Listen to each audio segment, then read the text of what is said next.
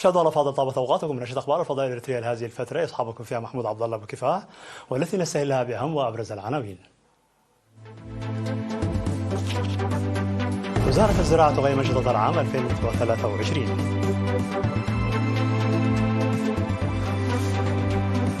حاكم إقليم عنسبة يدعو إلى بذل المزيد من الجهود للحفاظ على المياه والتربة.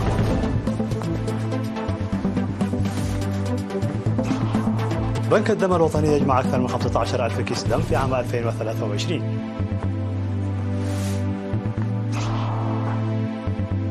قتلى في هجوم لمتمردي شرقي الكونغو الديمقراطية.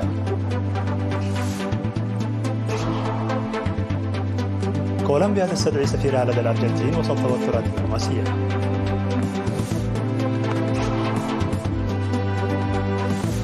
واشنطن تعطي الضوء الأخضر لبيع طائرات F-16 لتركيا.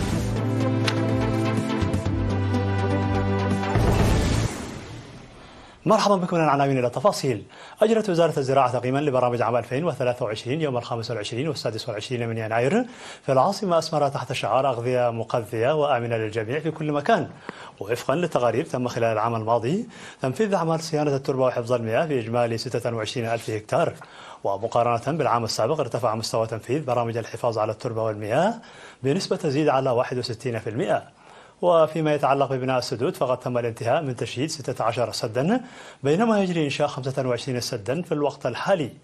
وعلى الرغم من أن نسبة طول الأمطار في العام الماضي كانت جيدة، وبالنظر إلى ظاهرة الأمطار المتلفة للحصاد التي هطلت في وقت غير مناسب لم يتحقق الحصاد المتوقع.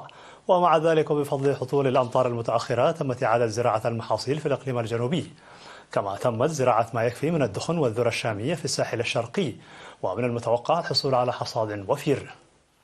ومن بين 521 ألف هكتار من المحاصيل المزروعة في عام 2023 83% منها محاصيل حقلية، و13% بقوليات، و4% بذور زيتية. كما أفادت التقارير زراعة نحو 92% من المساحة المخطط زراعتها من أصل أكثر من 13 ألف هكتار. كما تم حصاد نحو 178 ألف طن من الخضروات، ونحو 76 ألف طن من الفاكهة في مساحة أكثر من 5,000 هكتار. وعلى صعيد الثروة الحيوانية ارتفع معدل إنتاج الأعلاف الخضراء بنسبة 16%، وزاد عدد خلايا النحل التقليدية والحديثة بأكثر من 6%، فيما انخفض إنتاج العسل بنسبة 16% بسبب الظروف الجوية المرتبطة بهطول أمطار متأخرة وسوء الحصاد والأسعار. وفيما يتعلق بالبحوث الزراعية تم تهجين بذور زرع عالية الإنتاجية، وكذا بذور القمح للخبز والمكرونة، فضلا عن ظهور تطور في زراعة الأنسجة. وأضافت التقارير بتنفيذ أبحاث زراعية في المغذيات الفعالة وتربية أبقار الألبان وتحديد السلالات الجيدة للماشية وتطوير برامج التنمية الخضراء. ولضمان الصحة الحيوانية تم تطعيم أكثر من 1,000,000 رأس من الماشية والدواجن، كما حصل أكثر من 1.4 مليون من هذه الحيوانات على الخدمات البيطرية. وبحسب التقرير السنوي للوزارة فقد تم إجراء دوريات مسح للجراد الصحراوي بمساحة 1.8 مليون هكتار من قرورة إلى قلعلو، وقد تمت السيطرة على هذا الجراد دون التسبب في أي أضرار جسيمة بفضل تعاون الخبراء الزراعيين والإدارات والمواطنين وقوات الدفاع. كما تمت السيطرة على الجراد الشجري المنتشر على مساحة 38 ألف هكتار في مناطق القاشبركة وعنسبة والإقليم الجنوبي دون التسبب في أضرار كبيرة. وفيما يتعلق بقوانين مراقبة المنتجات الزراعية والسياسات الزراعية، أفاد التقرير بأن معظم مصانع تصنيع الألبان واللحوم لا تعاني من مشاكل تتعلق بالنظافة، إلا أن 7 من هذه المصانع تلقت توجيهات بضرورة تحسين أدائها. وأظهرت اختبارات اللحوم التي أجريت في 9 مسالخ أنه على الرغم من عدم الإبلاغ عن أي أمراض، إلا أن حالة المباني والبنية التحتية تحتاج إلى اهتمام فوري. وأخيرا دعا المشاركون إلى تحديد ومعالجة الفجوات القائمة في القدرات المهنية واستكشاف بدائل الأدوية البيطرية في القاشبركة، ودراسة وقياس التغييرات الشاملة التي أحدثتها البنية التحتية لحفظ التربة والمياه بشكل صحيح، وتوسيع نطاق اختبار وتقييم وتنسيق أنشطة الاختبار والتقييم للأسمدة الطبيعية والمبيدات الطبيعية. كما قدمت مقترحات وتوصيات لتنسيق وتعزيز عمل حملات السلامة والمراقبة الجادة للمبيدات المحظور استيرادها، وتسريع إصلاح وبناء مستودعات البذور وتخزين المعدات الزراعية والمبيدات.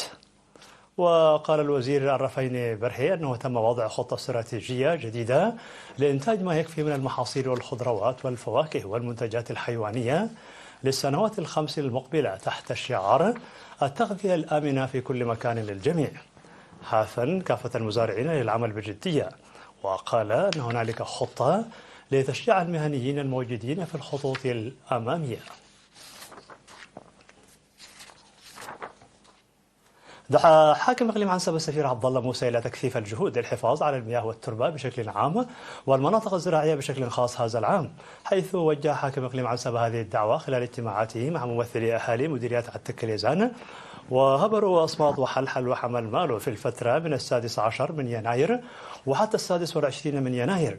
وذكر بان العام الماضي شهد انجاز اعمال تنمويه فاعله، وذلك من خلال التنسيق بين الشعب وقوات الدفاع، موصيا بضرورة القيام بأعمال كبيرة تسهم في تعزيز الإنتاج والإنتاجية هذا العام.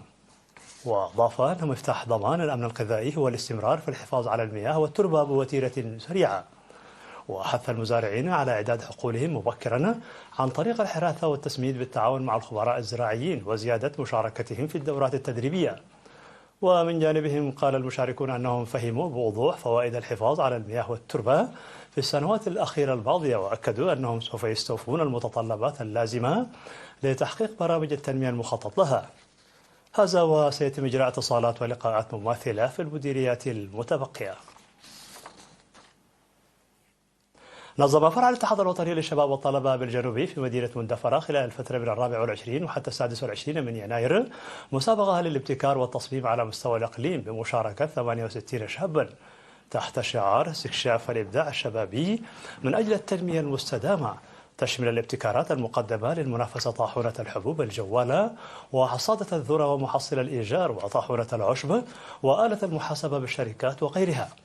وقال رئيس الفرع سيد قرماي قبرو أن الهدف الرئيسي للبرنامج هو التعرف على المشكلات الأساسية للمجتمع والتوصل إلى حلول لها من خلال الأفكار الإبداعية وتعزيز المهارات الإبداعية المتكاملة لدى الشباب. وحث الجميع على المساهمة في إيجاد مركز وطني مختص للمبدعين والباحثين. وقال السيد صالح بدير رئيس الاتحاد الوطني للشباب والطلبة أنه على الرغم من العمل على تشجيع الابتكار والإبداع لسنوات عديدة إلا أنه لم يكن أكثر من مجرد معارض ومسابقات، وقال أنه أمر يستحق الثناء. وحث حاكم الإقليم الجنوبي السيد هبتاب تسفازيون على تقديم المساعدة اللازمة لتنفيذ هذه الابتكارات. وقال المتسابقون أن الحدث أتاح لهم الفرصة للتعرف على بعضهم البعض والتعاون فيما بينهم، ودعوا الاتحاد لتشجيع الشباب والمرأة على المشاركة. وفي الختام تم توزيع الشهادات على المشاركين وتوزيع الجوائز المالية على الفائزين. قام بنك الدم الوطني الإريتري بجمع أكثر من 15,000 كيس دم. وقال الدكتور يوهانس تخص المدير الطبي لبنك الدم الوطني لوكالة الأنباء الإريترية رينا أن الدم الذي تم جمعه بلغ 1022 كيسا من إقليم شمال البحر الأحمر و2651 كيسا من الإقليم الجنوبي و1132 كيسا من إقليم عنسبة و10,217 كيسا من الإقليم الأوسط. وقال أن هذه الكمية تعتبر أعلى بنسبة 25% من تلك التي كان مخططا لجمعها.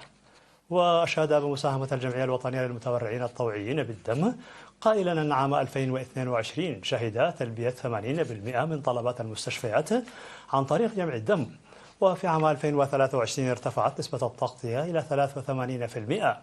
وأضاف أن الدم المتبرع به يمر عبر العديد من عمليات الاختبار، وعليه ففي عام 2023 بلغت نسبة الإصابة بفيروس نقص المناعة البشرية 0.8%، وكانت الإصابة بفيروس الحمى الصفراء ب 0.32%، وكانت الإصابة بفيروس الحمى الصفراء 0.1%، والزهري ب 0.7%، حيث أظهر ذلك انخفاضا للأمراض مما كانت عليه في العام الماضي.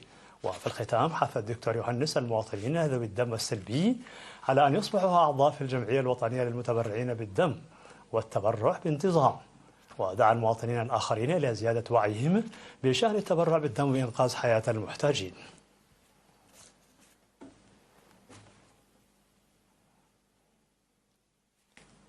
مشاهدينا الأفاضل، كانت هذه الأخبار الداخلية. فاصل قصير ونوفيكم بالأخبار العالمية، فابقوا معنا.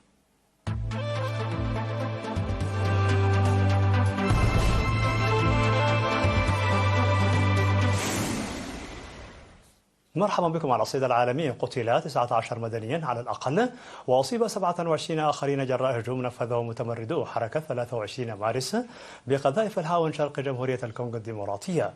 وأعلن المقدم نيجيكي كايوكو جيوم في بيان باسم الجيش أن مسلحي حركة 23 مارس المتمردة أطلقوا 120 قذيفة هاون على بلدة مويسو في مقاطعة شمال كيفو شرق البلاد، مضيفا أن الهجوم أسفر عن مقتل 19 مدنيا وإصابة 27 آخرين.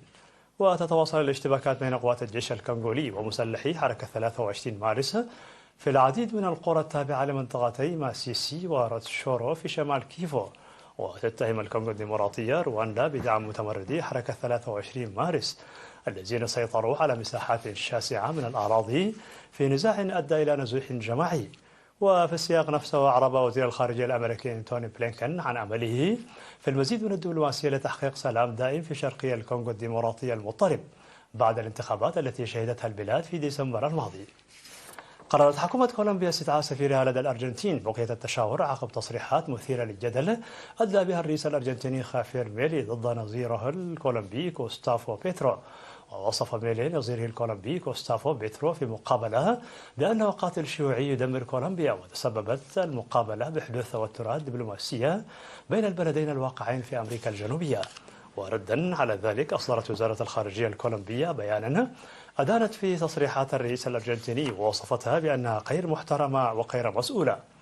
وأكد البيان أن مثل هذه التصريحات تنتهك علاقات الصداقة والتفاهم والتعاون العميقة التي وحدت كولومبيا والأرجنتين تاريخيا.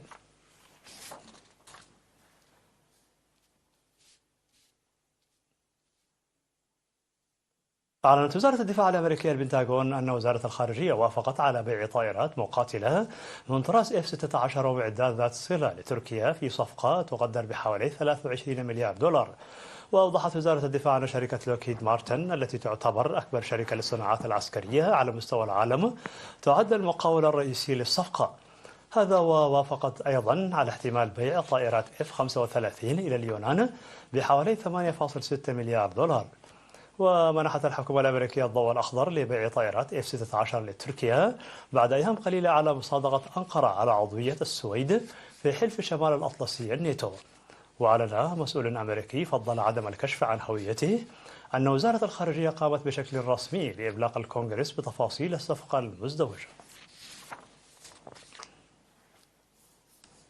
في الخبر الأخير، تبدأ أكبر سفينة سياحية في العالم رحلتها الأولى بالانطلاق من ميناء ميامي بولاية فلوريدا. وتقدر سفينة أيقونة البحار التابعة لشركة رويال كاريبيان انترناشنال والتي يبلغ طولها من المقدمة وحتى المؤخرة حوالي 365 مترا جنوب فلوريدا في أول رحلة لها عبر الجزر الاستوائية والتي تستغرق 7 أيام. وتنقسم أيقونة البحار إلى 8 مناطق وتتكون من 20 طابقا، وتضم السفينة 6 منزلقات مائية و7 حمامات سباحة وحلبة للتزلج ومسرحا وأكثر من 40 مطعما. وتستطيع السفينة استيعاب ما يصل إلى 7600 راكب بأقصى طاقتها، بالإضافة إلى 2350 من أفراد الطاقم. في نهاية النشرة لكم تذكير بأبرز ما جاء فيها من عناوين. وزارة الزراعة تقيم أنشطة العام 2023.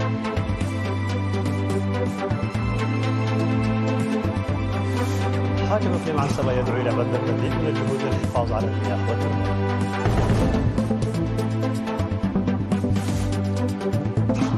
بنك الدم الوطني يجمع أكثر من 15,000 كيس دم في عام 2023. قتلى في هجوم لمتمردي شرقي الكونغو الديمقراطية.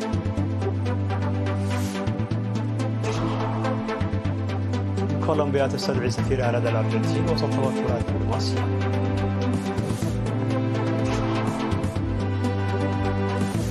واشنطن تعطي الضوء الأخضر لبيع طائرات F-16.